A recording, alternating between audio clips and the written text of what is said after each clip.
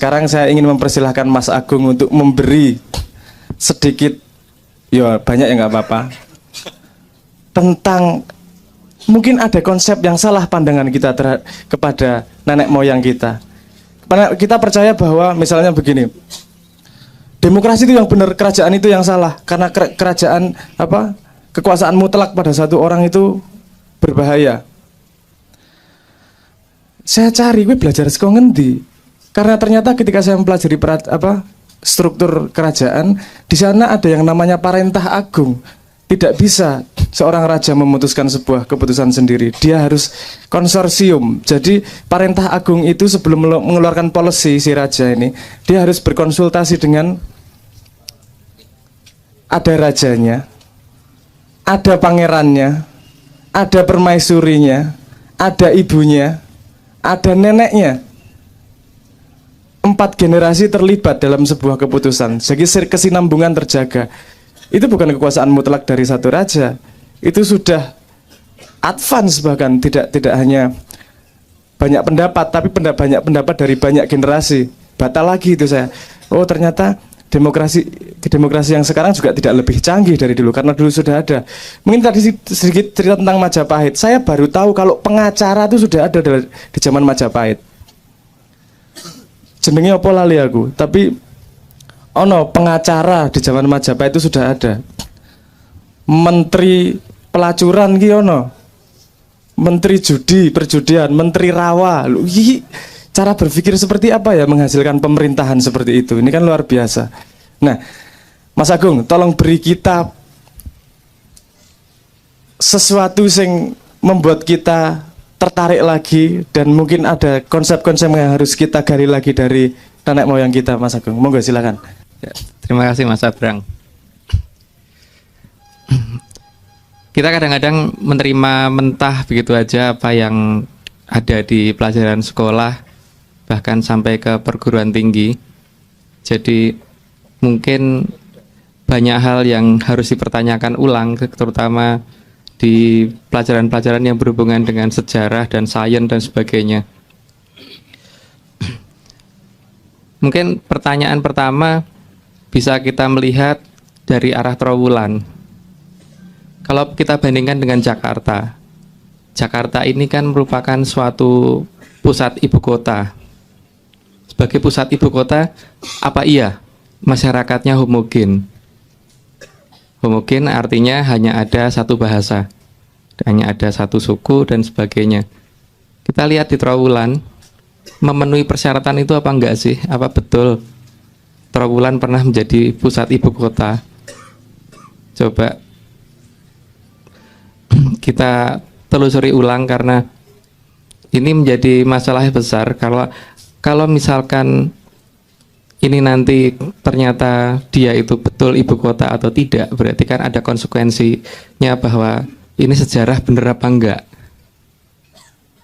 Itu yang pertama.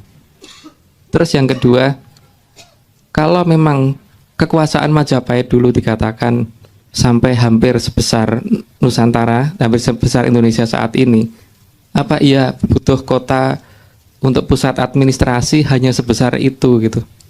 Itu kan kira-kira hanya sebesar satu kecamatan antara 9 kali 10 km saja, atau paling mentoknya mungkin 10 kali 10 km lah, nggak akan lebih dari itu. Kota administrasi yang dipakai untuk pusat pengendalian suatu negara yang sebesar Indonesia cukup nggak sih?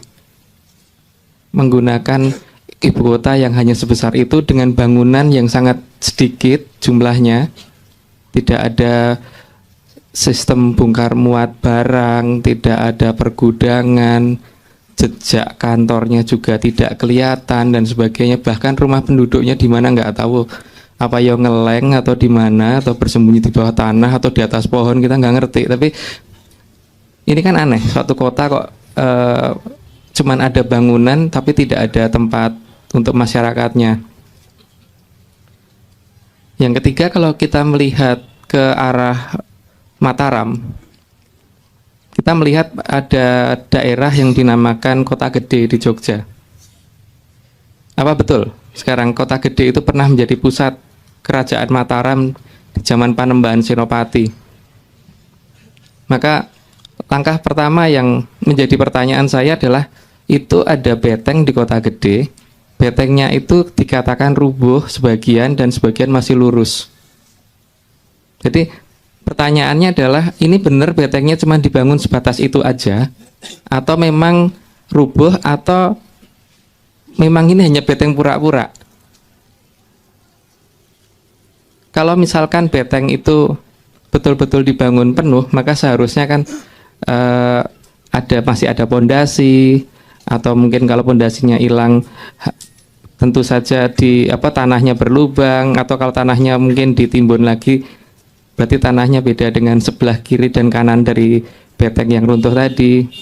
Nah, ini coba monggo diteliti sendiri apakah betul beteng itu di daerah yang runtuh tanahnya sama dengan yang ada di sekitar situ atau beda.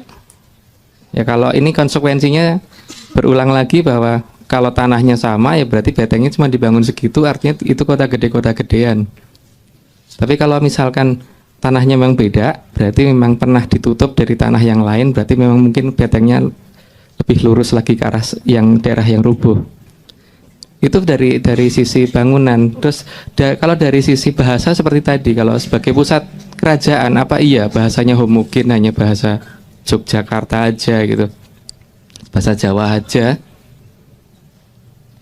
Terus pertanyaan berikutnya, kalau kita melihat ke berbagai daerah dari ujung Jawa Barat sampai Jawa Timur yang di arah selatan Pulau Jawa, itu di situ banyak banget yang namanya pegunungan kapur. Nah, di pegunungan kapur ini kalau kita lihat di rata-rata di bagian bawah tanahnya itu, jadi kalau misalkan ini bukit, di bawahnya ini biasanya kadang-kadang ada daerah yang subur. Kita harus mulai berpikir ulang bahwa ini pegunungan kapur ini terbentuk memang alam yang membentuk atau ada yang menimbun. Kalau ya ada yang menimbun, berarti struktur umurnya pasti kan, kalau ini ada sesuatu yang ditimbun, berarti kerukan pertama kan tanah muda ketika ditimbunkan, terus ketika kerukan kedua diambil, berarti ada tanah yang lebih tua lagi di atasnya dan sebagainya. Nah, ini monggo silahkan diteliti sendiri apakah struktur umurnya dari muda ke tua atau dari tua ke muda. Kalau dari muda ke tua, berarti alam yang membentuk. Tapi kalau dari tua ke muda, layak diteliti ulang. Ada apa dengan negara kita? Apa yang disembunyikan di negara kita, dan siapa yang menyembunyikan sesuatu di negara kita? Karena ada pertanyaan lain yang mungkin sudah pernah diungkap oleh Cak Nun, yaitu Bakri itu membuat jalan tol dengan panjang 35 km dengan peralatan yang material yang langsung siap pasang. Itu butuh waktu 2 tahun. Oke, kalau misalkan jalan tol itu terbuat kiri dan kanan, mungkin dua lain kita anggap 70 km, dibikin dalam waktu 2 tahun. Apa betul sih sekarang Dendels bisa membuat jalan raya muter Pulau Jawa, Anyer Panarukan dalam waktu 1000 hari? Itu kata literatur. Atau kalau mungkin dianggap lebih itu salah, dikalikan 3 sekalipun masuk akal nggak sih kalau muter Pulau Jawa, mulai dari belah bukit, potong pohon, bikin jembatan, ngalusin jalan dan sebagainya, ketika pada saat itu kondisinya sedang kondisi perang, jadi harus mengamankan dan sebagainya di jalur yang seluas itu dan sepanjang itu, dan di jalur yang tidak dia kenal. Siapa yang survei, dan surveinya juga berapa lama, terus kemudian berapa waktunya, masuk akal nggak dalam waktu sekian itu gitu. Itu Dendels. Kalau kita bandingkan lagi dengan yang lebih sederhana lagi, di Pantura ini hanya menembel lubang aja berapa kali lebaran nggak pernah beres. Itu hanya masalah menambah lubang, bukan membuat jalan. Jadi ya ini apakah betul Dendels yang bikin, atau memang jalannya sudah ada, jadi cuman babat-babat rumput atau gimana, kita nggak ngerti.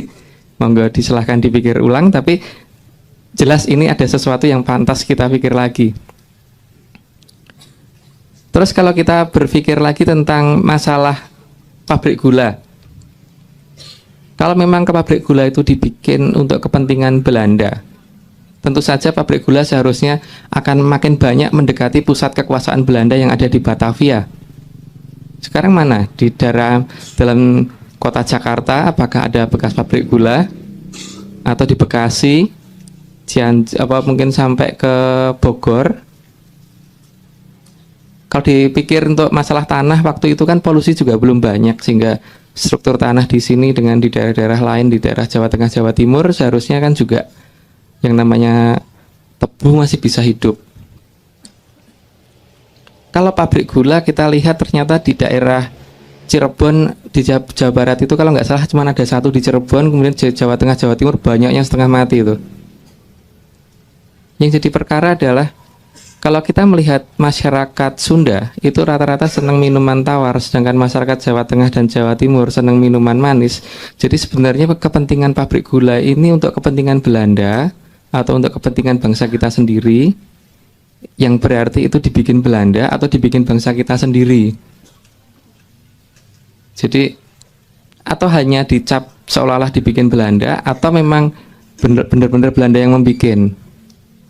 Tapi kalau Belanda yang membikin, kenapa dia bertaruh sedemikian hingga menaruh pabrik gula di tempat-tempat yang jauh dari daerah kekuasaannya, dan kemudian harus mengambil risiko untuk mengambil materialnya untuk ketika akan diekspor keluar Jawa dan sebagainya.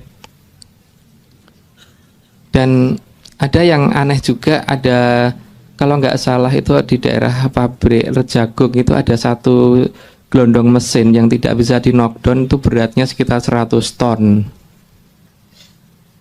Jembatan di kita saat ini mungkin baru sampai 60 ton atau 70 ton kalau nggak salah, sekitar segitu. Itu yang modern. Nah, kapal zaman dulu kalau itu dikatakan dibangun oleh Belanda, berarti bagaimana cara membawanya itu ke Indonesia? Apa menggunakan kapal selam waktu itu sudah ada, atau mereka punya kapal induk seperti Amerika saat ini, atau dibikin di sini? Tapi kalau dibikin di sini pabriknya di mana? Gitu. Terus kalau kita melihat lagi tentang masalah perkereta apian, kalau misalkan rel kereta api itu dibikin dari Belanda dibawa ke sini, kita hitung sekarang volumenya, mulai dari volume rel kereta apinya, volume alat-alat yang lain untuk menyambung itu, sambungan, terus mur, baut, sekrup dan sebagainya itu, terus sinyal-sinyalnya dan sebagainya itu, kalau volumenya ini kalau kita tumpuk-tumpuk, kira-kira untuk Amsterdam tuh hilang nggak ya, ketutupan nggak? Untuk seluas Pulau Jawa ini, kalau ini semua ini baru masalah rel kereta apinya saja. Artinya kan seharusnya di sana kalau memang seperti itu, harusnya di sana mayoritas masyarakatnya pandai besi ya. Tapi apakah betul di Belanda banyak pandai besi, dan apakah benar ini dibikin di Belanda atau dibikin di sini? Kalau di sini dulu membikinnya di mana? Terus kalau kita melihat lagi masalah lokomotifnya dan sebagainya, itu ketika dibawa ke negara kita, itu berarti kan seharusnya dalam kondisi masih knockdown.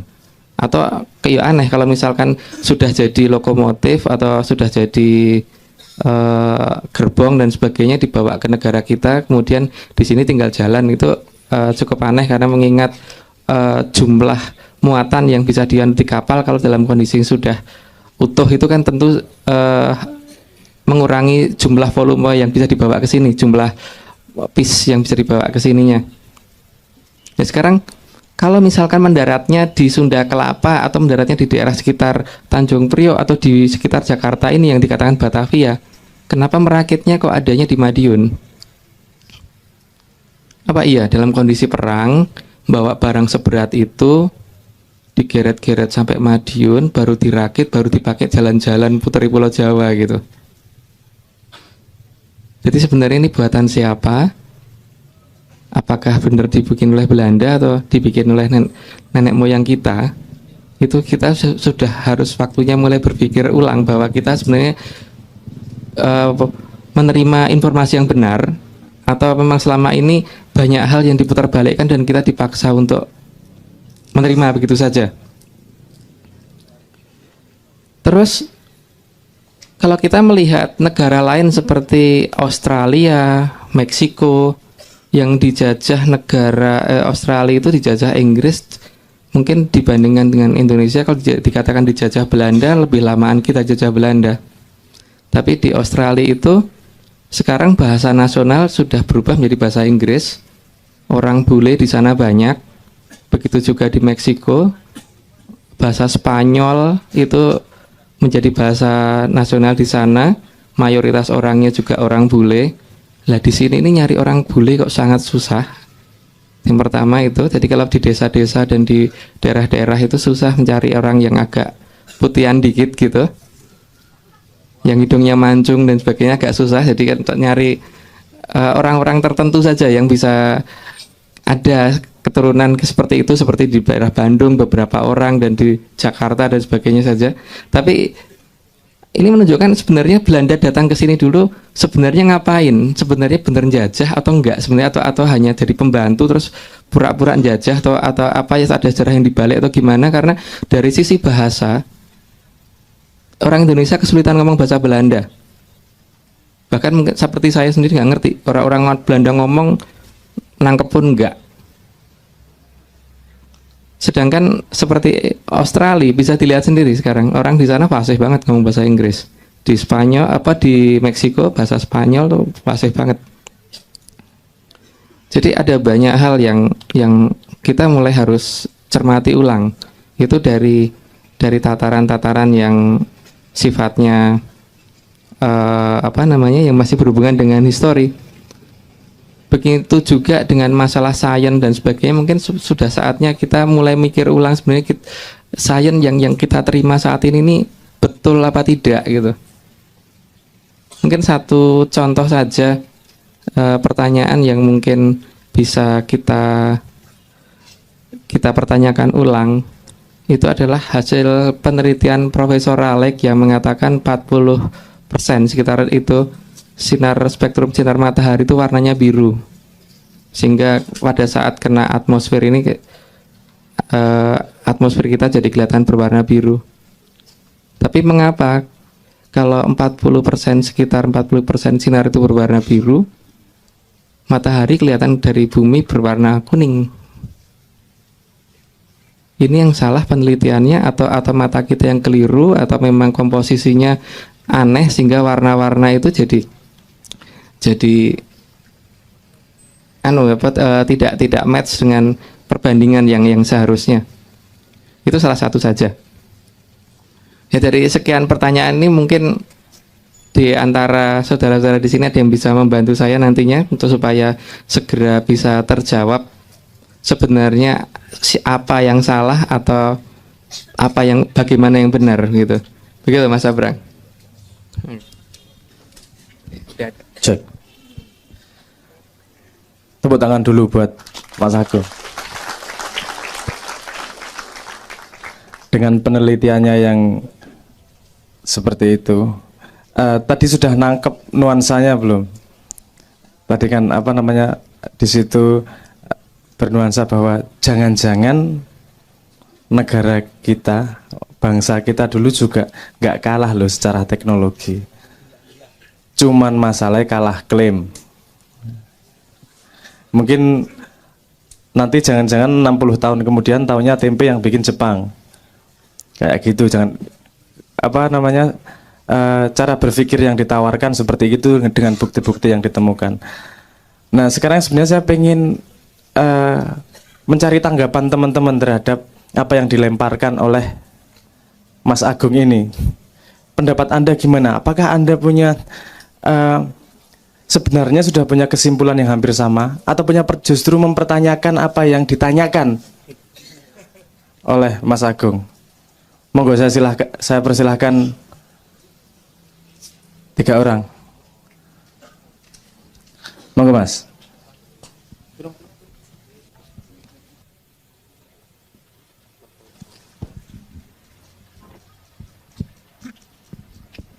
Assalamualaikum warahmatullahi wabarakatuh. Nah, Terima kasih atas waktunya. Sebelumnya, perkenalkan saya Wahyu. Kebetulan ini adalah pertemuan yang kedua. Setelah yang pertama, kebetulan saya lewat, kemudian mampir ke Keduri Cinta. Kemudian yang hari ini saya sengaja dari rumah datang ke sini. Semoga diterima menjadi keluarga di Keduri Cinta ini. Sebagai gambaran yang pertama, saya mungkin nggak izin sama istri, baru cerita setelah pulang. Tapi kalau untuk malam hari ini, saya datang, izin istri, dipersilahkan untuk jalan dengan harapan dapat menjadi lebih baik ke depannya.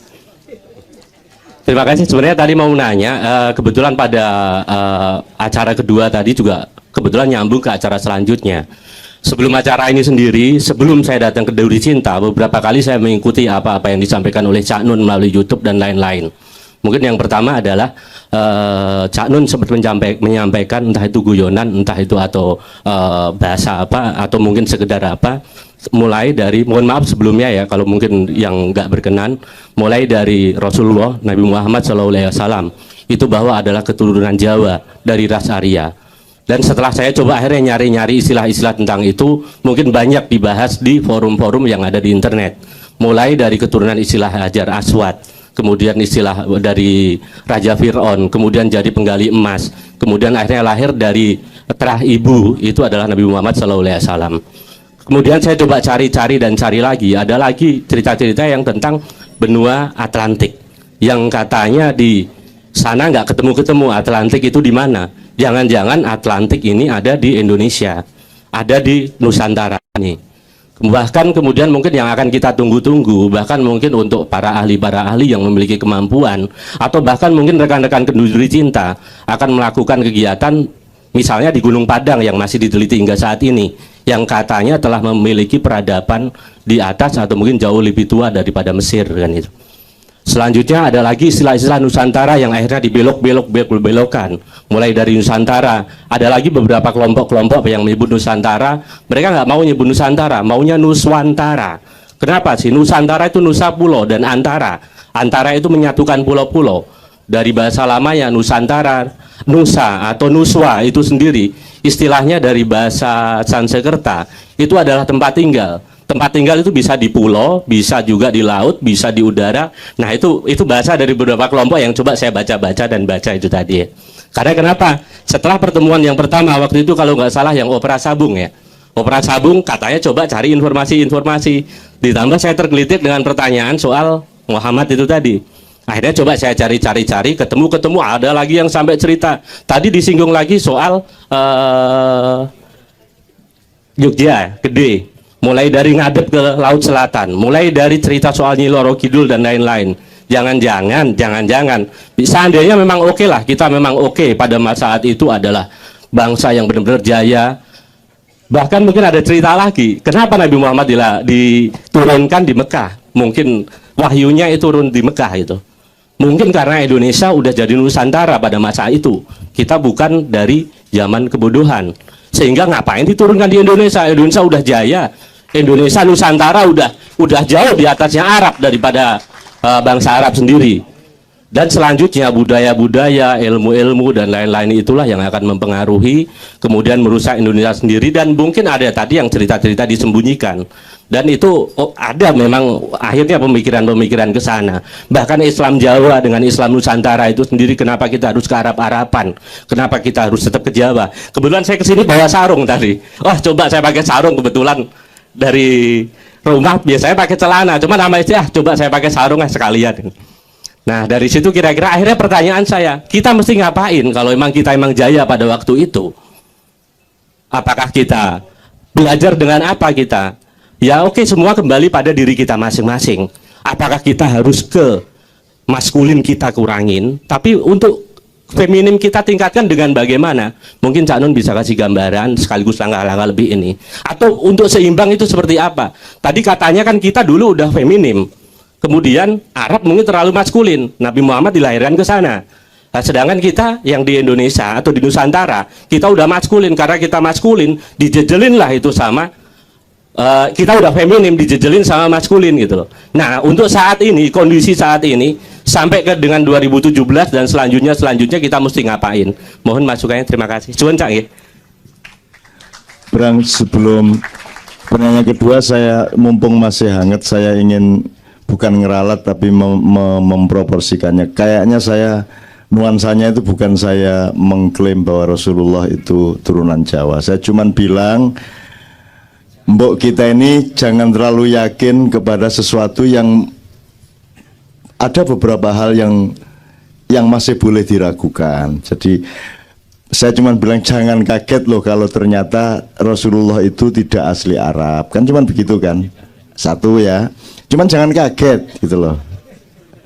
Jadi ojo nesu lah nek ternyata suatu hari seperti misalnya Sabrang nanti bisa cerita mengenai apa yang paling tren atau yang paling populer di dalam diskusi fisika dunia hari ini misalnya, itu juga jangan kaget sebab itu mengagetkan banyak fisikawan sendiri dari eksperimen mengenai adanya Tuhan.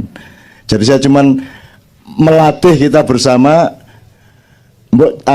Beberapa hal masih boleh diragukan, misalnya NKRI harga mati.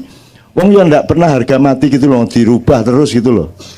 Itu di amandemen bolak-balik kok ngomong harga mati gitu loh. Sampai kita sekarang ada gerakan kembali ke nek kembali berarti kan belehar kan gitu kan. Kan gitu. Nomor 2 Mas, sebenarnya masa silam kita tuh ndak penting ya ndak apa-apa. Asal kamu Indonesia percaya diri lah. Kamu ini nggak percaya diri. Terpaksa saya ngomong mbahmu biyen gitu. Seandainya kamu percaya diri saya enggak perlu ngomong itu, kamu itu minder aja. Gitu loh. Sama Malaysia minder, sama Singapura minder. Kok enggak punya sama Arab Saudi yang kita ngasih duit terus menerus begitu banyak kok kita takut itu loh. Gitu loh. Itu maksud saya, ngomong masa silam itu bukan karena saya mengagungkan masa silam. Saya kan waktu itu cerita ada anak bertengkar takut, terus tak bisiki opo di kono ayo kono dilawan mbahmu pendekar biyen mosok kono ngingai ngene akhirnya maju bismillah, wah dia maju karena dia kalap musuhnya wedi tiba, terus begitu dia menang tak bisiki mbahmu biyen yo kere padha kowe ya. Tapi kan lumayan hasilnya gitu loh Mas. Oke, monggo Brang. Kegelisahan anak muda seperti ini yang kenapa kita perlu menggali kebesaran nenek moyang kita agar kita punya pegangan, nggak cuma melihat sekarang. Kita pernah loh mengalami hal yang Indonesia Nusantara yang jaya. Kita cari formulanya, kita cari titik sukses kenapa sukses, kenapa gagal. Kalau tidak belajar dari itu, kita akan belajar dari mana? Karena orang yang tidak belajar sejarah pasti akan mengulangi sejarah. Walaupun orang yang belajar sejarah tidak bisa berbuat apa-apa kalau ada orang yang akan mengulangi sejarah tersebut. Paham ora logikan? Ora. Ora paham. Begini, maksudnya Sabrang, orang yang nggak tahu sejarah itu dia nggak tahu bahwa dia itu sebenarnya mengulang-ulang aja. Itu maksudnya Sabrang. Dan itu kita alami sekarang. Karena kita nggak belajar dari sejarah, maka kita mengulangi lagi kebodohan yang kemarin-kemarin. Sedangkan keledai saja 3 kali jumlahnya mengulangi masuk lubang yang sama. Kita ini terus menerus. Jadi kita ini ya kita ini bagal, kata anak saya bagal. Saya baru tahu bagal itu apa. Bagal itu anak dari kuda betina dengan keledai laki-laki, keledai jantan. Itu punya anak namanya bagal. Itu saya dikasih tahu anak saya yang kelas 2 SD tadi. Oh, kuwi to bagal tuh. Iya, makanya jangan jadi kuda, jadilah bagal. Sebab kalau kuda Anda bisa diperkuda, kalau bagal Anda tidak bisa diperbagal. Kalau keledai tidak bisa dijadikan. Jadi mending Anda jadi keledai daripada jadi kuda. Kalau kuda kan taat kemana-mana disuruh tuannya. Kalau keledai semau-mau dia. Mau berhenti, mau jalan-jalan gitu, dicambukin tuh ndak jalan-jalan, meneng. Begitu yang menyambuki capek melaku gitu. Ya, kayaknya bangsa Indonesia sudah berbakat untuk menjadi keledai seperti itu kan. Enggak iso disetir, pokoknya nek kepengin nyoblos sak karep-karepe DE gitu loh, nyoblose pira sak karepe, kampanye bendino ya mari Gerindra 50, mari ngono menene oleh Demokrat 50. Pokoknya yang penting satu kali pemilu dapat kaos minimum 3 kan gitu kan. Oke, sudah 3 pertanyaan atau masih 2? Oh masih banyak lagi. Mungkin bisa 5 asal lebih cepat Mas ya.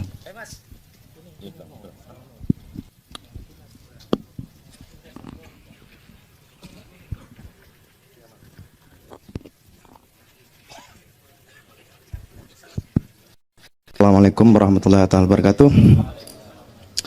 Saya depan kata Canon tadi sudah direncanakan oleh Tuhan dan disyaratkan tadi oleh yang kedua, dari mana asal saya? Itu asal saya dari Madura. Kemudian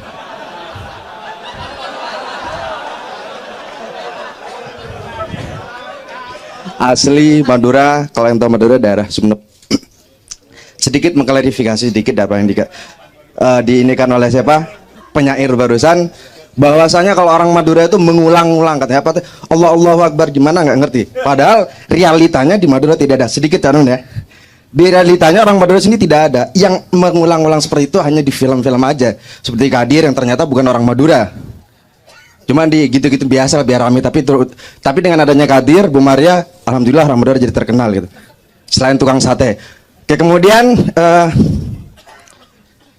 berawal dari berandai-andai, jangan.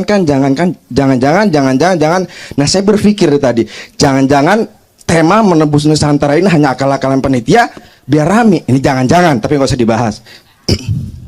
Karena ya tadi jangan cuma dibahas, tinggal terserah. Untuk Canon saya ingin bertanya, Nusantara ini, kalau dari tema ini kayak Nusantara itu sudah digadaikan atau jual atau bagaimana terserah. Yang penting Nusantara sudah tidak ada dalam genggaman tangan kita. Itu Nusantara yang saya pahami dari tema ini. Dan saya lihat ada benarnya juga. Cuman pertanyaan saya, Nusantara ini apakah bangsa negara kita ini, NKRI ini, atau individu-individu ya sebenarnya digadaikan? Atau apakah Nusantara maknanya individu-individu? Jika seperti itu, Nusantara itu adalah bangsa, atau bahkan dibawa ke individu-individu yang realitanya sekarang, individu-individu dalam pencoblosan yang terjadi kemarin, rata-rata, bahkan kalau di kampung saya dengar kabar, kalau tidak ada uang tidak mau coblos. Apakah yang dimaksudkan digadaikan seperti itu? Apakah hal-hal seperti yang harus ditebus? Nah, jika yang seperti itu, bagaimana cara menebusnya? Yang jadi polemik, jadi pemikiran saya bagaimana memberantas hal-hal seperti itu, Canon. Terima kasih Canon, mungkin Canon bisa memberikan pencerahan kepada polemik yang sedang saya hadapi, bagaimana memberangus hal-hal seperti itu biar Nusantara di jiwa diri kita atau Nusantara di daerah itu tidak tergadaikan atau tidak terjual kembali. Terima kasih. Assalamualaikum warahmatullahi wabarakatuh. Oh ya, mohon maaf. Oke, ya. Mohon maaf, ini baru pertama kali saya kesini dan baru tahu bahwa ada kenduri cinta di sini. Yes. Mohon maaf untuk teman-teman nanti yang pengurusnya, tolong diinformasikan kalau ada kegiatan-kegiatan tentang kenduri cinta. Yes. Terima kasih. Ya. Mas, saya membela Satrio soal pengulangan-pengulangan. Sebab menurut Kiai Muzamil kan di Kanada orang Madura itu jualan sate sampai ke Kanada. Di sana mereka bikin kota Toronto. Aslinya kan Ronto-Ronto, Mas. Gitu, tapi karena orang Madura yang bikin jadi Toronto. Oke, terima kasih. Berikutnya.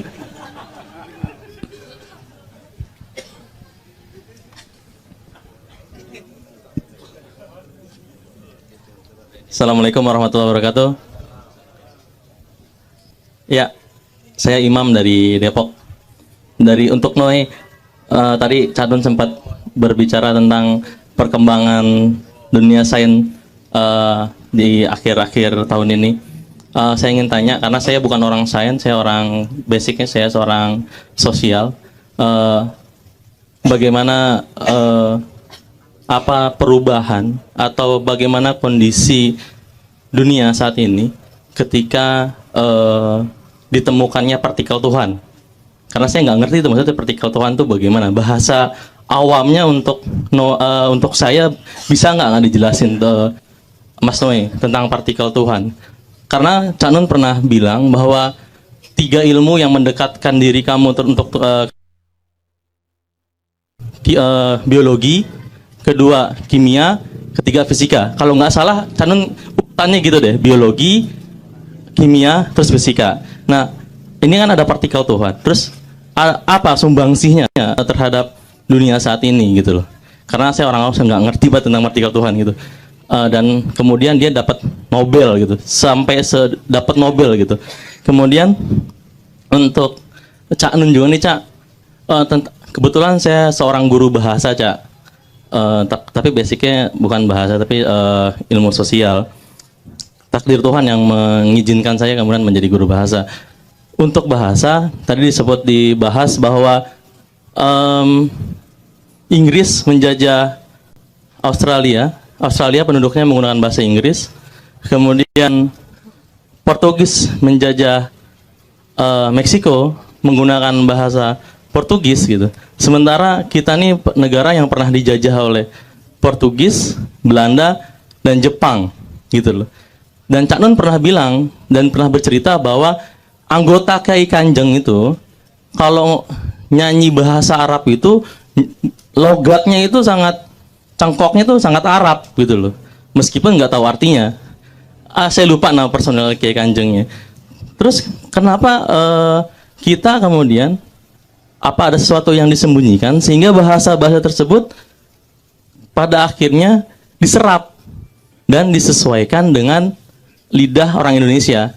Di sini kebetulan saya masih dapat browsing gitu dari Wikipedia, istilahnya perpustakaan awal, tercatat bahwa ada 3.280 kata bahasa Belanda, 1.610 kata Inggris, 1.495 bahasa Arab, 677 Sanskerta, 290 Tionghoa, 131 kata Portugis, 83 Tamil, 63 Persia itu kan Iran gitu. Terus terakhir ada kata Hindi gitu. Saya beranggapan bahwa ini negara besar loh, Nusantara loh gitu loh.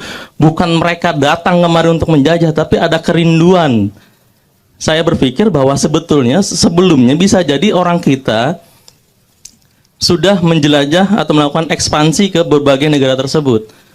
Karena secara diplomatik, aku juga nggak tahu ya, karena beberapa kali aku mendengarkan cerita tentang Majapahit dan Sriwijaya, nggak pernah ada orang Persia datang ke sini gitu loh. Tapi kenapa tiba-tiba kita bisa mengambil atau mengadopsi bahasa-bahasa Persia? Kalau Tionghoa kemungkinan dan Arab kan kemungkinan dari jalur perdagangan. Kemudian ini Persia, Tamil ini dari mana gitu loh. Kemungkinan kita udah jauh menjelajah berbagai tempat. Kemudian kita bikin sebuah peradaban dan ketika itu kita pulang kembali sehingga ada kerinduan orang-orang ke sana tentang Indonesia gitu. Toh orang Belanda datang ke Indonesia, kita bayangkan lah, ada nggak sih penerjemah waktu itu Belanda datang ke sini gitu loh, bahasa Belanda oleh orang-orang kita gitu. Karena memang ternyata kita sudah menggunakan bahasa yang bunyinya hampir sama. Contohnya misalkan di sini menurut data Wikipedia gitu ya, saya ambil dari huruf K gitu. Kalau orang kita ngomongnya karcis, kalau orang Belanda ngomongnya karce, K-A-A-R-T-J-E gitu. Jadi kemungkinan besar bahwa bahasa kita yang waktu itu sudah punya koneksi terhadap pola pikir mereka, sehingga saya ngerti gitu loh bahasa ini, cuman hanya beda bunyi. Karena kan kalau menurut Cak Nun 3 hal, bunyi, nada, dan suara. Nah ini nanti bercabang kepada cengkok, kepada logat gitu loh. Permasalahan itu, kalau memang mau sekalian mengambil bahasa asing, kenapa nggak pakai bahasa daerah gitu loh? Kenapa nggak ambil bahasa daerah sendiri gitu? Apa emang bisa jadi kitanya sudah sistem kerajaannya sendiri punya bahasa sendiri gitu, nggak beragam? Itu yang ingin saya tanyakan 2 hal tersebut. Terima kasih. Gini, saya usul karena temanya bagus-bagus ya teman-teman sekalian. Terus kita terpotong-potong dari satu tema ke tema lain. Saya usulkan sampai batas ini biar dicicil dijawab. Jadi yang Anda ini langsung dijawab oleh Sabrang. Saya kira itu fakta yang juga sangat menarik. Dan penelitian Anda tolong diseriusin. Jadi guru aja kan cuman gitu-gitu ya. Mending Anda meneliti lah. Gitu ya. Minimum yang juga iseng-iseng Anda lihat, hanya Indonesia yang setir kanan, padahal Belanda di sini setir kiri. Kalau Malaysia karena dia Inggris yang jajah ya dia setir kanan. Tapi Indonesia ini enggak, Inggris setir kanan, Malaysia setir kanan.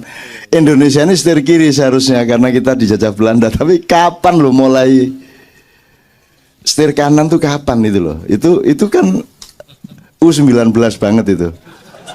Jadi, nah U19 juga belum tentu menang nanti Mas ya. Tapi pokoknya itu sebenarnya sign aja dari Tuhan bahwa Anda ini sedang oleh Tuhan dibukakan pori-porinya untuk lahir di mana-mana karena kematian sedang ditata juga di Indonesia, tapi Anda adalah bagian yang akan lahir dan melahirkan. Nah, untuk yang bahasa ini mohon Sabrang menjawab ya. Langsung partikel Tuhan dan bahasa juga. Karena gunanya saya punya anak kan memang saya suruh studi macam-macam ya. Gitu. Nek kabeh kok serano bapakmu lah apa aku mah anak biyen.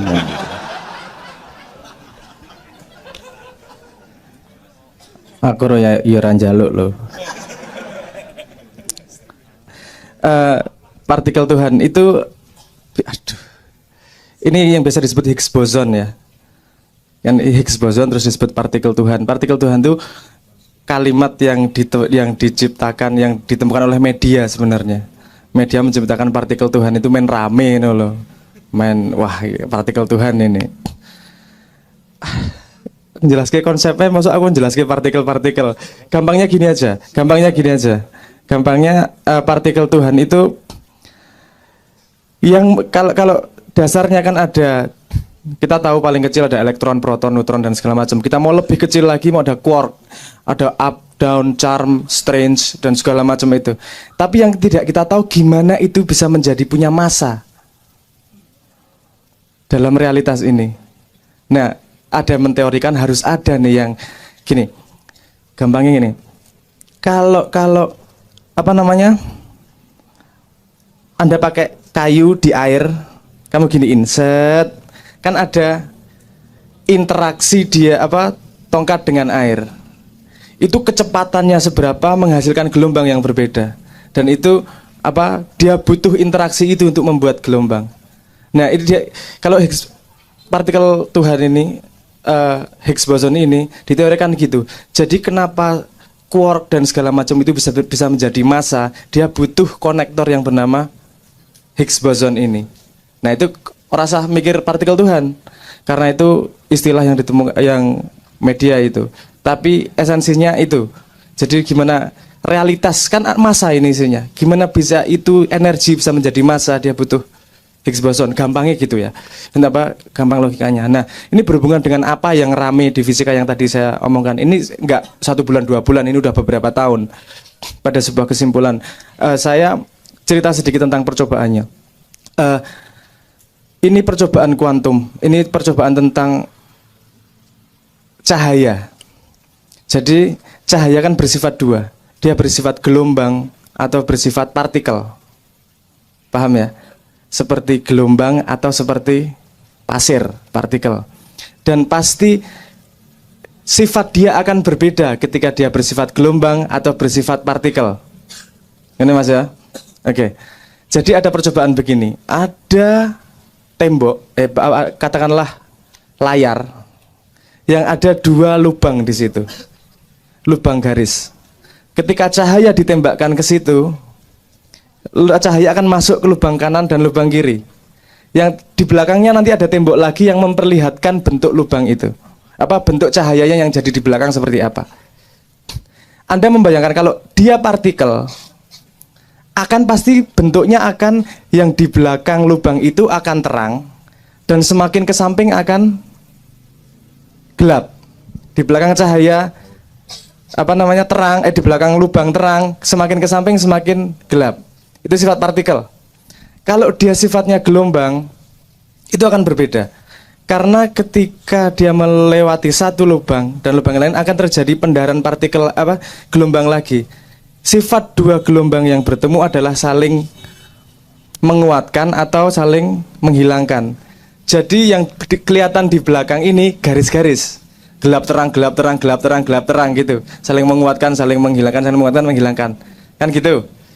Dasarnya itu ya, kalau gelombang menghasilkan garis-garis, kalau partikel menghasilkan terang ke gelap gitu. Nah, ketika dicoba disenterkan deng, yang terjadi adalah garis-garis. Dia bersifat gelombang. Oke. Terus dicoba cari tahu, dikasih detektor di di lubang itu.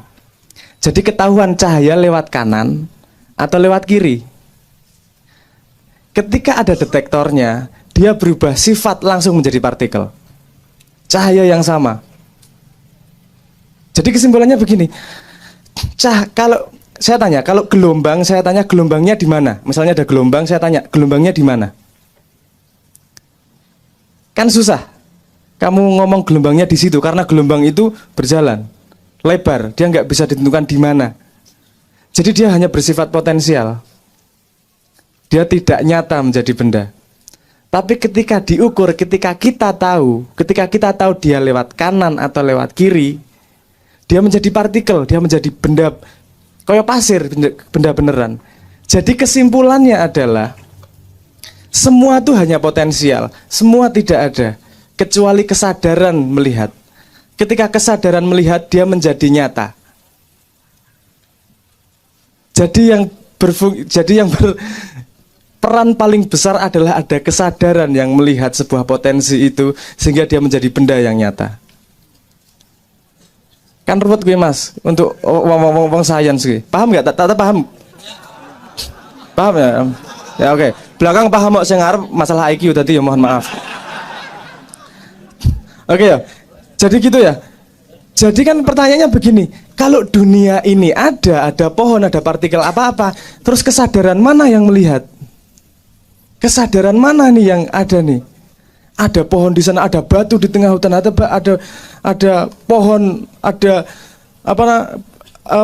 butterfly di tengah padang rumput yang nggak jelas di mana. Berarti kan dia ada, dia sebuah benda, dia sebuah massa. Berarti ada kesadaran yang membuat dia ada. Juk kesadarannya sopo? Teori yang punya jawaban itu cuma teori agama. Bahwa ada Tuhan yang mengawasi ini semua. Yang kesadaran Tuhan, kesadaran kosmos yang melihat ini semua. Sehingga terjadi yang namanya realitas dunia. Ngeluh iki wong fisika. Juk berarti Tuhan ono tenan iki. Tidak bisa lolos dari agama, tidak bisa lolos dari jawaban agama karena jawaban yang lain alternatifnya itu jauh lebih ruwet. Mumet sisan gitu. Jawaban yang lain adalah dari dunia fisika, jawaban yang lain adalah multiverse. Jadi jagat alternatif. Jagat alternatif. Jadi ada banyak jagat yang terjadi, kebetulan kita masuk ke sebuah alternatif jagat. Nah, jumlah alternatif jagat itu untuk satu atom aja 1/120. Seatom ngitungnya kentir. Dan karena orang fisika paham bahwa alam ini sangat elegan, tidak mungkin dia punya kompleksitas yang segitu luas. Ketika rumus semakin diketahui, semakin dalam, ini semakin kelihatan elegan alamnya ini. Simple, elegan, dan luar biasa indah. Kalau jawabannya rumit seperti itu, pasti bukan jawaban. Ini bukan sifat alam. Orang fisika punya ngento-ento seperti itu. Apa ngento-ento? Punya bayangan, punya proyeksi seperti itu. Mereka-reka seperti itu. Jadi jawaban alternatif yang lain yang solid, yang paling solid adalah adanya kesadaran kosmos. Mereka nggak mau menyebut Tuhan. Jadi ngomongnya ada kesadaran kosmos yang melihat kita ini. Nah, ini jadi perdebatan panjang lebar ini. Yang salah satunya yang mungkin kenal Richard Dawkins, siapa? Ya Richard Dawkins ya. Yang sangat-sangat ateis, sangat menolak Tuhan. Dia mengambil kata-kata salah satu pemenang Nobel untuk mensupport view dia tentang tidak adanya Tuhan. Ketika ketemu langsung, profesor yang di quote itu, enggak, aku nggak pernah ngomong gitu, nggak berani aku. Dia nggak berani. Kesimpulannya nggak seperti itu. Ini nggak bisa lolos ini kesimpulan. Nggak ada jawaban logis yang lain kecuali memang ada kesadaran kosmos, ada kesadaran yang lebih besar itu. Dan ini tidak ditemukan dengan pertanyaan filosofi, tidak dengan pencarian cara, tapi dengan eksperimen. Itu yang susah dibantah. Kalau mau mencari lagi, cari aja di Google, didalami yang namanya Bell inequality. Itu urusan rumus. Bell inequality. Kalau percobaannya namanya delayed quantum eraser. Nah, wes monggo mumeto. Tapi intinya sudah saya ceritakan itu tadi. Yang jadi gini di dunia fisika sekarang gitu, bahwa empiris, bahwa ada kesadaran kosmos, jelas dan tidak bisa dibantah. Mau merumuskan, ya rawani. Karena ketika ditanyakan Richard Dawkins ngomong gini, loh ini bukan berarti ada Tuhan loh, cuman kita nggak tahu loh, kita belum dalam loh ilmunya, belum ketemu rumusnya aja. Nanti suatu saat akan ketemu kenapa seperti itu. Pencipta Nobel ini ngomong, enggak, kita harus sadar sebagai manusia ada sebuah titik-titik yang memang kita tidak akan mampu menemukan. Kita orang fisika sudah paham, enggak ada, semakin kita ke dalam, semakin banyak pertanyaan dan ada limitasi, limit informasi yang memang tidak bisa kita dapatkan secara langsung, adanya secara deduksi, dan deduksi itu sekarang berkesimpulan kepada adanya Tuhan. Itu jawaban tentang itu tadi, Mas, tentang dunia fisika dan God particle. Kalau tentang bahasa yang saya tahu dari filolog yang bernama Pak Manu, dia filolog salah satu dari 5 orang yang tersisa di dunia yang bisa membaca Proto Sanskrit katanya. Itu Sanskerta lahir di Arya, di Sungai Rin di Jerman. Terus kemudian 6.000 tahun yang lalu mekar, berkembang luas, berpusat di India. Tapi kita punya Kawi yang tidak kalah tua dengan itu dan tidak kalah lengkap dengan itu. Persambungan yang terjadi adalah akulturasi antara Kawi dan Sanskerta. Nah, kalau mau diurut cabangnya ibunya itu, katanya gitu. Kalau mau belajar akarnya, belajar Praweda, kitabnya namanya. Kata Pak Manu seperti itu. Mungkin saya detailnya juga nggak begitu menguasai untuk ilmu bahasa itu. Jadi yang saya ketahui tentang gineokologi bahasa seperti itu, Mas. Semoga menjawab. Matur nuwun. Sabrang lupa dia moderator. Dia pikir dia masih narasumber. Dia moderator. Jadi sekarang saya kembalikan ke Mas Sabrang. Mungkin Mas Agung punya versi mengenai Atlantis segala macam tadi, ya.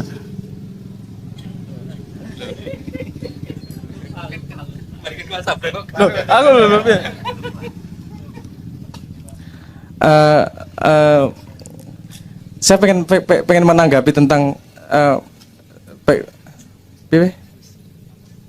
Hah?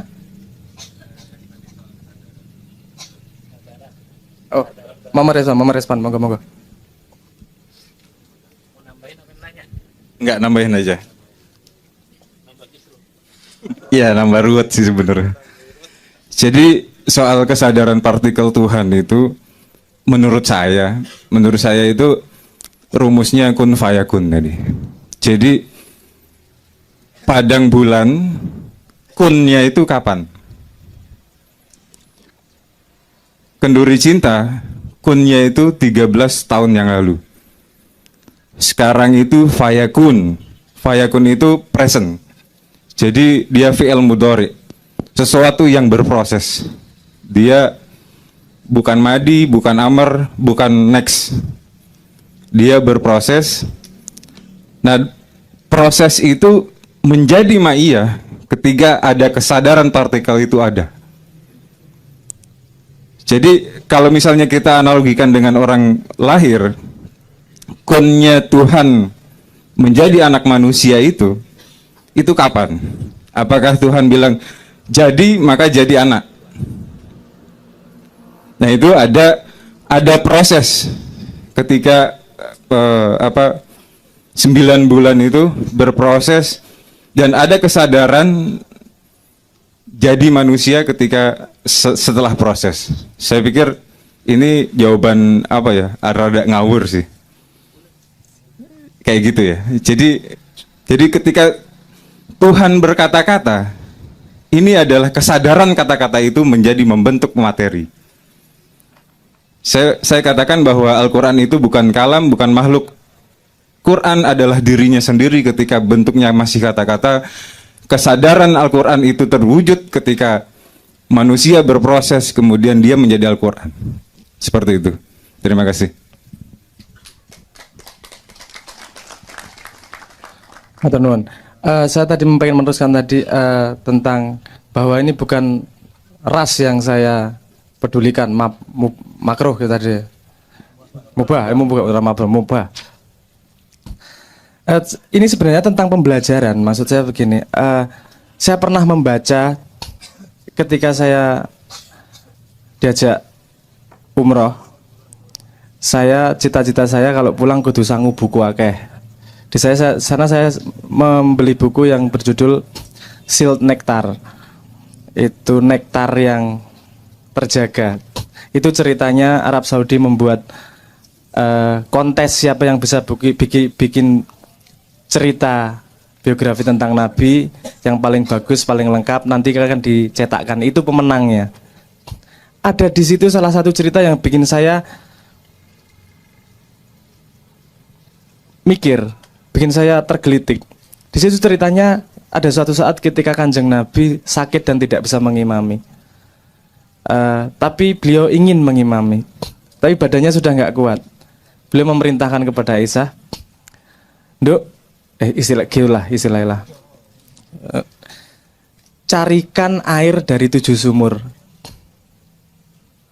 Langsung teng aku, air 7 sumur ini bukannya Jawa ini, 7 kembang 7 sumur, tapi ceritanya seperti itu. Tolong kumpulkan air 7 sumur. 7 sumur air dikumpulkan, dijadikan satu, dibuat mandi untuk Kanjeng Nabi. Kemudian Kanjeng Nabi berdiri mengimami. Ini pertanyaan besar buat saya. Air 7 sumur itu bukan masalah dia lahir di ras yang mana, dia lahir di suku yang mana. Tapi ini pengetahuan tentang alam, pengetahuan tentang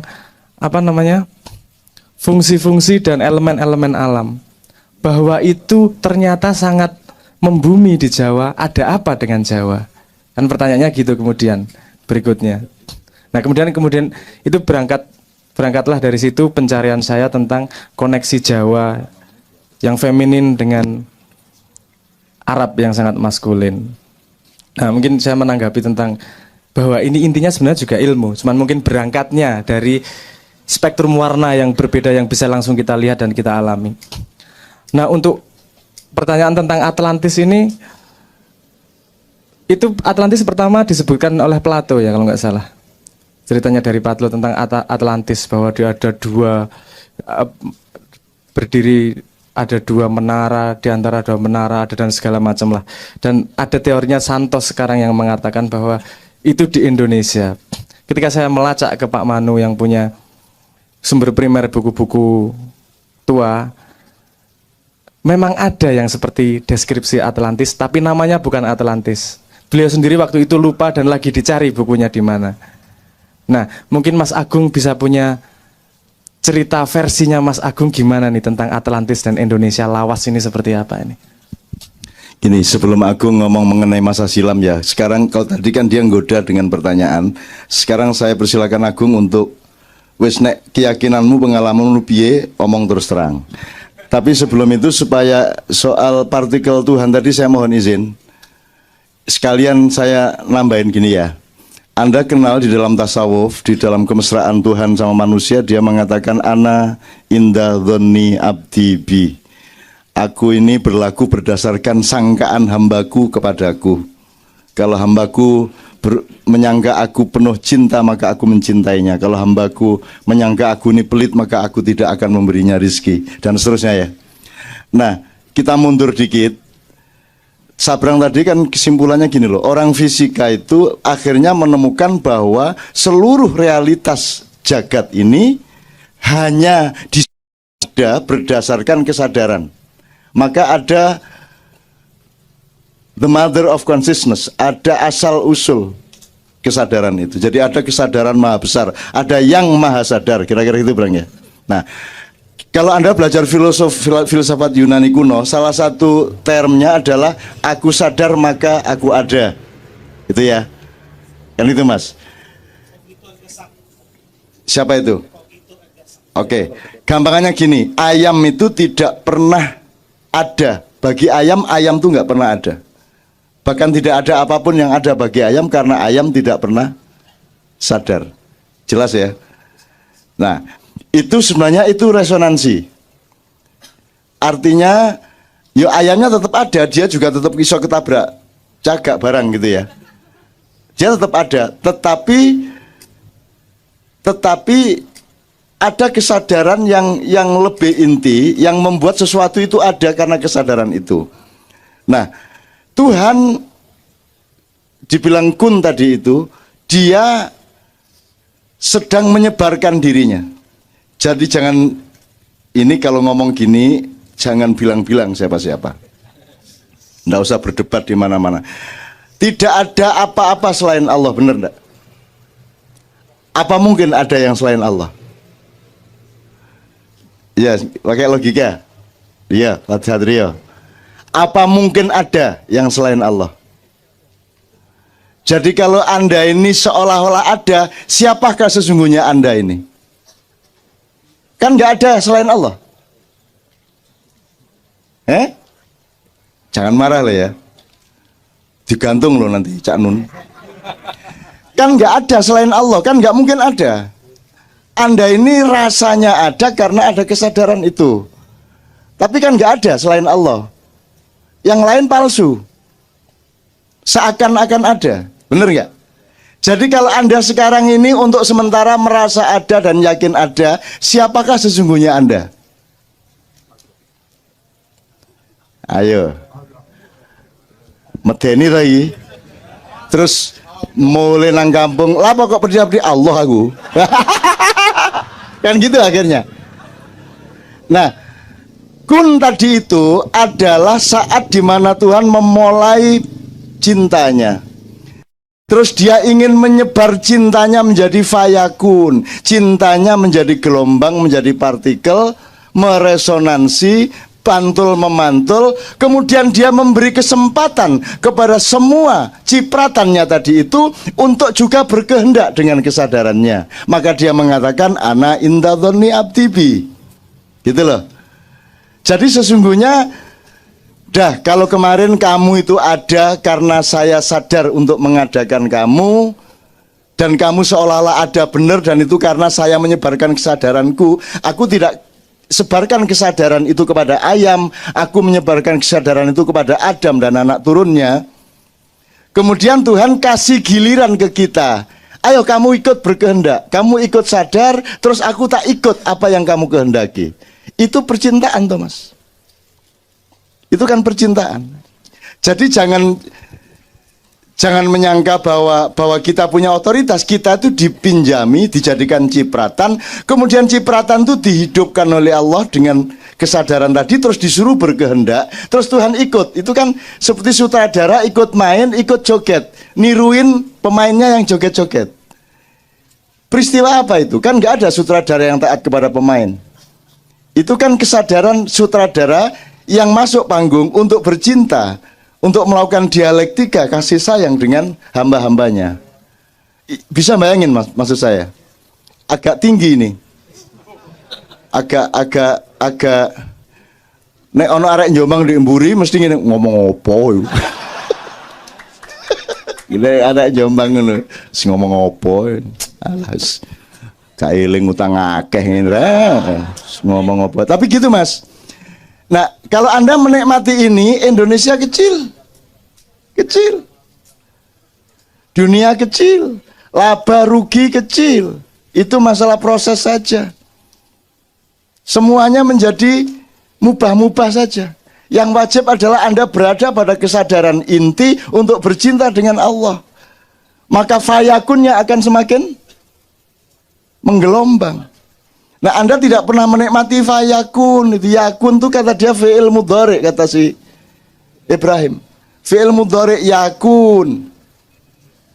Kun itu mata kaji. Terus yakun menjadi gelombang dan partikel tadi. Terus Allah bermain-main antara gelombang dan partikel. Kelihatannya gelombang kok partikel, kelihatannya partikel kok gelombang, kan gitu hidup ini. Kelihatannya manusia tapi kok setan, kelihatannya setan tapi kok ya malaikat dikit-dikit, kelihatannya malaikat loh kok nyolong lagi, ya kan gitu kan. Jadi itu antara gelombang dan partikel, kira-kira begitu gampangannya gitu loh Mas. Jadi Anda jangan terlalu serius amat dengan dunia materi yang remeh ini. Maka kita bisa bertahan sampai jam 3 pagi karena apa? Karena Anda sudah masuk ke dalam gelombangnya Allah itu dan menjadi bagian dari Allah, dan Anda hakikatnya adalah mate aku nang ngene carane. Emang apa kalau bukan? Coba pakai logika. Anda bikin nih serabi dari ketela. Siapa yang bikin ketela?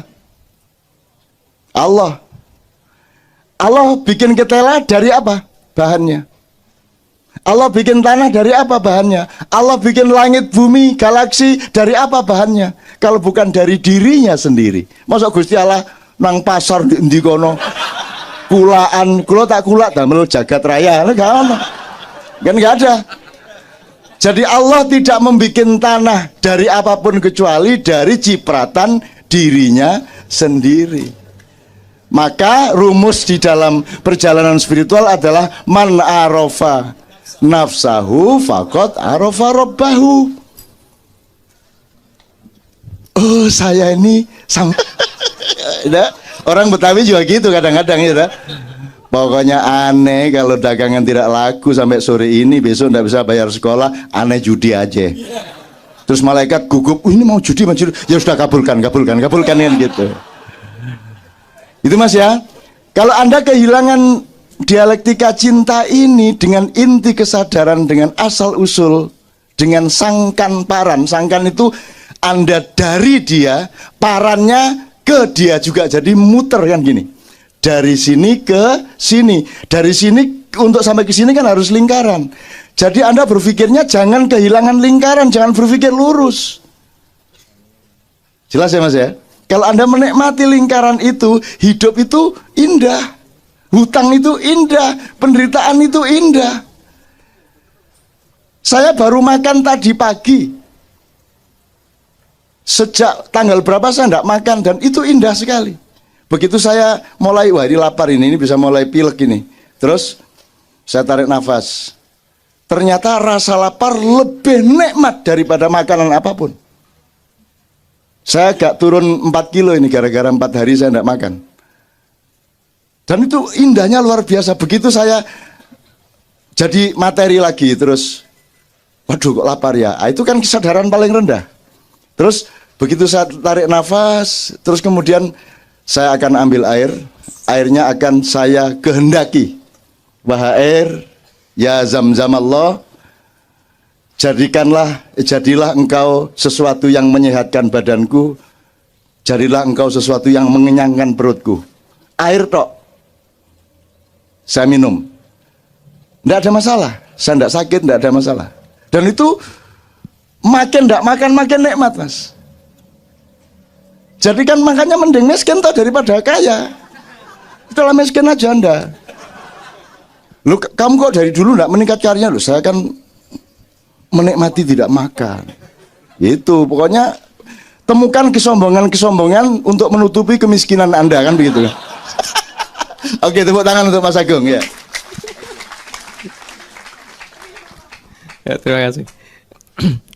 Jadi untuk pertanyaan yang partikel Tuhan mungkin nambahin sedikit.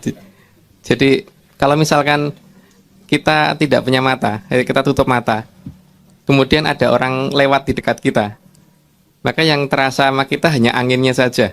Itu berarti kan gelombangnya saja. Tapi gelombang ini timbul karena apa? Berarti kan ada sesuatu yang lewat.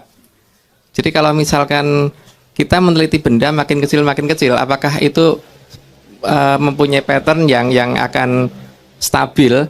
Misalkan kita melihat orang dari jarak misalkan 100 meter, dia berjalan dari ujung sini ke ujung situ, atau dari ujung situ ke ujung situ. Dari sana kan dari jarak 100 meter akan kelihatan dia melangkahnya tetap ke arah sana atau ke arah sana gitu. Jadi tidak bisa membedakan bahwa dia jaraknya mungkin kadang menyimpang, kadang ke arah tengah sana, kadang ke arah sana. Demikian juga untuk suatu partikel ketika diteliti makin kecil, suatu ketika partikel tersebut seperti mempunyai sifat sendiri dan tidak bisa dihitung patternnya lagi, polanya sudah tidak bisa dihitung lagi. Nah, sifat ini yang kemudian dianggap sebagai sesuatu materi yang kemudian mempunyai sifat sendiri, itulah yang dikatakan oleh media massa menjadi partikel Tuhan. Itu yang tadi. Terus tadi Cak Nun minta saya cerita tentang Atlantis, entah ini penemuan kita dari tim Turangga Seto menemukan Atlantis atau bukan, tapi bagi kita ini adalah hasil urut-urutan penelitian kita dari tahun ke tahun, mulai dari tahun 1988 yang lalu, di mana kita mencurigai ada sesuatu yang bersembunyi di negara kita, dan itu ada satu peradaban besar yang bersembunyi dan sampai dengan hari ini mereka masih ada dan eksis, tapi mereka lah yang seolah-olah mengendalikan alam. Entah ini seolah-olah atau benar gitu. Pertama kali kita curiga dengan keberadaan Keraton Taman Sari di Jogja. Di Taman Sari itu kita mencari cerita bahwa di sana katanya ke tempat ketemunya Kanjeng Ratu Kidul dengan para raja-raja Mataram. Yang menjadi masalah adalah ketika Kanjeng Ratu Kidul itu dikatakan sebagai sosok gaib, kira-kira butuh terowongan apa enggak sih untuk berkomunikasi dengan para raja-raja Mataram? Kalau yang namanya gaib kan seketika gitu aja bisa datang, tidak perlu jalan. Dan kita, karena di beberapa teman kita ada yang orang geologi, maka kita terus mencoba mencari alat geolistrik bersama dengan teman-teman dari UGM untuk meneliti betul nggak jalurnya ini menuju ke arah pantai. Ternyata benar, jalurnya memang menuju ke arah pantai, tapi bukan ke arah Parangkusumo dan sebagainya, bukan. Jadi hampir ke arah timur dari Pantai Krakal. Keberadaan terowongan ini kemudian membuat kita berpikir ulang bahwa ini sebenarnya gaib atau pura-pura jadi gaib. Maka kemudian kita berpikir bahwa kalau ada suatu wilayah yang hilang di tempat kita, mestinya harusnya bisa terlacak menggunakan suatu peralatan yang sederhana. Peralatan yang kita gunakan, pertama kali kita menggunakan kompas untuk mencari garis bujur, garis lintang yang hilang. Jadi patokannya gini, kalau kita mempunyai kompas, kemudian kita berada di daerah Katulistiwa, maka gaya tarik-menarik antara kutub utara dan selatan akan seimbang, sehingga kalau kita membawa kompasnya itu dalam posisi begini, bukan begini, sehingga kita bisa mengukur inklinasi kompas harusnya menunjukkan 0 derajat atau ke stabilitas kompas terhadap arah arah horizontal itu harusnya tepat sama gitu. Sedangkan kalau kita berada di kutub, berarti karena magnetnya ada di bawah kita, maka kompas akan menunjukkan ke arah bawah sehingga menunjukkan inklinasi 90 derajat. Dengan mengukur jari-jari bumi itu 6.370 km, maka kita bisa bandingkan, karena dari kutub ke Katulistiwa itu sudah 90 derajat, maka 1 derajat akan sebanding dengan 111,22 km. Artinya kalau kita melangkah 111,22 kilo, itu berarti baru terjadi perubahan 1 derajat inklinasi. Ternyata kita menemukan beberapa daerah yang mempunyai inklinasi 3,6 derajat. Itu artinya kita melangkah 1 meter itu setara dengan perubahan jarak 400 km. Artinya ada jarak 400 km tepat di depan kita hilang. Dan entah kita diteleportasi atau apa, tapi yang jelas wilayah itu kemudian sangat mungkin dalam jarak 400 km ini ditempati orang atau ada peradaban yang bersembunyi di situ. Dan lucunya daerah-daerah seperti itu selalu menunjukkan daerah-daerah yang angker, dikatakan tempat jin buang anak kayak atau apa, dan tempat sering muncul hantu dan sebagainya seperti itu. Itu ketika kita mengukur garis lintang. Tapi kan tentu saja daerah yang dilipat ini tidak hanya garis lintang, harus ada dari garis bujur. Nah, dalam meneliti garis bujur, pertama kali kita untuk memperpendek daerah yang kita teliti, maka kita mempelajari pola bahasa dulu. Kita melihat dari bahasa Sunda dari ujung Jawa Barat sampai ke perbatasan Jawa Barat, Jawa Tengah, itu perubahan bahasanya bertahap sekali. Kalau bahasa Jawa dari ujung Jawa Timur sampai perbatasan Jawa Tengah juga begitu. Tapi di perbatasan Jawa Tengah, Jawa Barat, ekstrem sekali terjadi perubahan bahasa yang sangat aneh. Tiba-tiba Sunda dan tiba-tiba Jawa, hanya kadang-kadang diselingi cuma satu sungai kecil atau sama rel kereta api dan sebagainya. Dan di situ pola aliran sungainya dan struktur tanahnya juga beda. Namun yang paling aneh adalah ketika kita mengamati matahari. Jadi matahari seharusnya kalau terbit di timur, tenggelam di barat, bentuknya harusnya setengah bola begini. Di situ kita mengamati pola matahari yang ini, terus ada vertikalnya selama sekian menit gitu, kemudian baru lanjut. Merapi meletus kemarin yang tahun 2011 kalau nggak salah itu. Begitu terjadi letusan, maka kemudian teman-teman mengumpulkan beberapa sampel dari pasir yang keluar di lahar dingin. Kita teliti, ternyata kandungan garamnya lumayan tinggi. Dari situ kita kemudian berpikir bahwa karena sebelum Merapi meletus, beberapa pantai di pesisir selatan itu mengalami abrasi. Nah, ini sebenarnya pasir yang keluar dari Merapi itu betul-betul dari gunung atau ada sesuatu yang menjatuhkan. Itu yang kita perhitungkan lagi. Maka sekitar 10 bulan yang lalu kita mengadakan eksperimen dengan cara mungkin sekitar 600 batu kita sebar di pantai Pandan Simo dan sekitar 600 batu juga kita sebar di pantai Samas. Batu-batu tadi muncul sebagai batu vulkanik letusan Gunung Kelut kemarin. Gunung Kelut berarti ada, ini letusan Gunung Kelut berarti ada yang mengendalikan, berarti ini bukan alam. Artinya ada yang ngeruk pantai selatan, mungkin pesawat mereka bisa menjatuhkan di lokasi sekitar sana sehingga seolah-olah ada hujan batu dan pasir dan sebagainya di sekitar banyak gunung yang berstatus mulai dari waspada, siaga dan sebagainya. Itu saatnya paling tepat karena abrasi di pantai selatan sekarang sudah mulai terjadi lagi di beberapa pantai. Maka teman-teman kita yang di Jogja saat ini mencoba mengumpulkan material yang tidak alami. Salah satunya seperti tutup botol. Tutup botol itu ada yang tutup botol biasa, tutup botol aqua, terus botol aqua dipotong-potong, terus pita dan sebagainya. Malah ada yang agak gila itu dengan mencari beberapa pamflet ditanam di beberapa pantai. Nah, nanti kita lihat kalau misalkan gunung meletus kemudian yang turun itu pamflet dan sebagainya, jadi memang benar ini letusan berarti nggak alami. Jadi kan ini kita nyoba ulang bahwa kemarin kejadian yang terjadi di Gunung Kelut seperti ini. Berarti sekarang kita sebenarnya pengennya tuh percobaan tidak dilakukan oleh kelompok kita saja. Jadi makin banyak orang mencoba makin baik. Jadi supaya ketahuan sebenarnya kapan mereka mau muncul dan mengapa mereka kok bersembunyi dari kita. Dan kalau memang mereka mempunyai teknologi yang segitu tingginya sehingga gunung pun bisa mereka atur letusannya, negara ini akan menjadi besar sekali ketika mereka mau muncul kembali dan bergabung dengan kita. Itu penelitian tentang yang berhubungan dengan Gunung Kelut kemarin. Dan ini tentu saja banyak orang geolog yang mungkin telinganya panas atau gimana ya, sehingga ketika kita inbox ke beberapa tempat tidak ada tanggapan sama sekali, dan bahkan kita kirim ke luar negeri ke grupnya Bosnian Pyramid juga mereka tidak berani menanggapi. Tapi kita ajak, kalau memang pengen membuktikan, ayo, mumpung status banyak saat ini banyak gunung yang sudah akan meletus. Nah, ketika banyak banget kejadian-kejadian yang seolah-olah wajar, ketika kita menganggap bahwa itu terjadi secara alamiah, secara teori, seperti teorinya geologi, dari magma kedorong ke atas, kemudian meletus, kemudian pada jatuh batu dan pasir, kerikil, abu dan sebagainya. Yang menjadi pertanyaan adalah huruf A dan huruf D yang kita pasang di batu tadi seharusnya terbakar ketika memang itu keluarnya dari arah magma.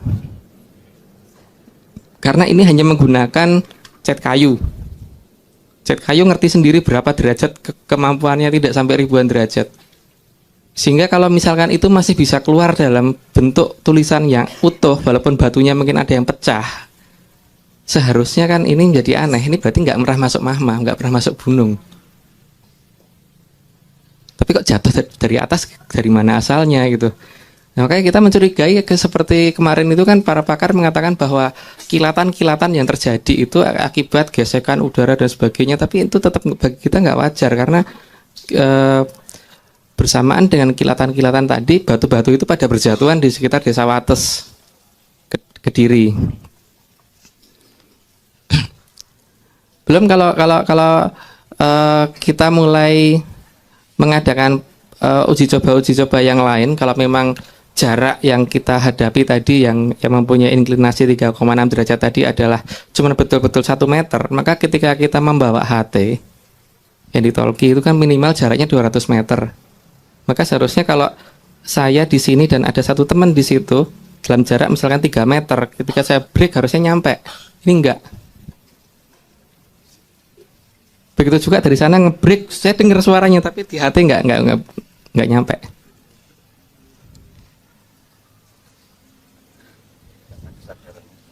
Jadi ada peradaban besar bersembunyi jelas banget saat ini.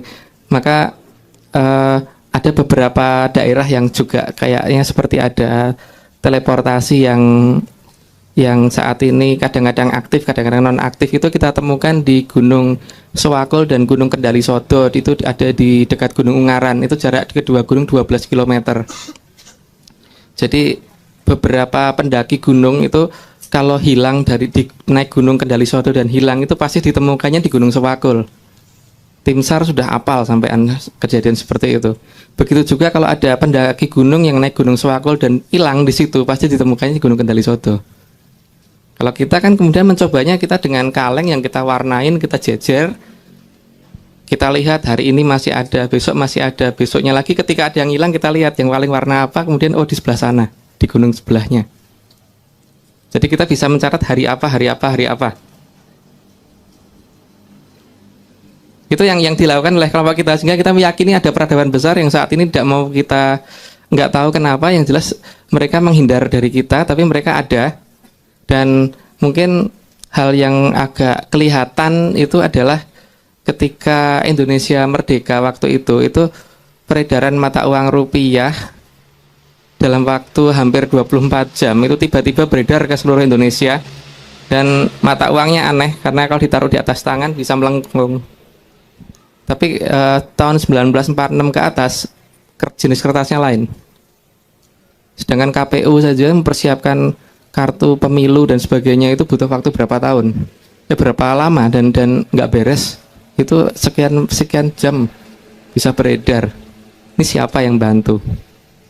Jadi ada banyak kasus di sini yang kita sedang mencoba untuk meneliti dan mencoba bagaimana sih caranya berkomunikasi dengan mereka supaya mereka tuh jangan terus-terusan nyamar jadi hantu gitu, yang paling penting. Karena memang mereka bukan hantu tapi mereka menyamar sebagai hantu yang jelas. Jadi ya mungkin bahasa yang tepatnya hantu-hantuan gitu, Cak Nun. Itu hasil penelitian kita tentang Atlantis di Indonesia versi kita dari kelompok Tronggo Seto. Terima kasih.